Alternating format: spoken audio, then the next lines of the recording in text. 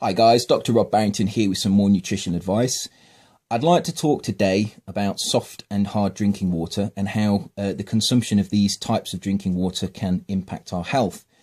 A number of epidemiological studies have looked at hard drinking water areas and soft drinking water areas and compared the people who live in these types of area and have found that those people living in the hard drinking water areas have a lower risk of cardiovascular disease.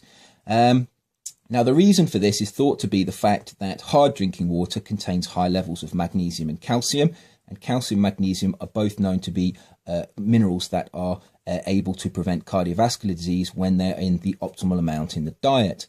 Now, this doesn't mean that hard drinking water is particularly protective of cardiovascular disease in any drug-like way.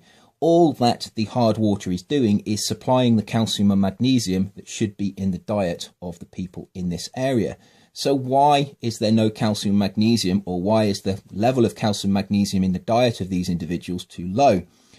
Well, in the United Kingdom, we consume a Western diet, and in the Western diet, we have low intakes of minerals. In particular, people have been studied and they've been shown to have low intakes of calcium and they have low intakes of magnesium. If you take a population that is deficient in calcium and magnesium and you place some of them in an area of hard drinking water and you place some of them in an area of soft drinking water, you will find that the drinking water is able to have an effect on their health because they already have low levels of these minerals. The hard drinking water supplies some calcium and magnesium to these people, and therefore it replaces what should be in the diet, protects them from cardiovascular disease.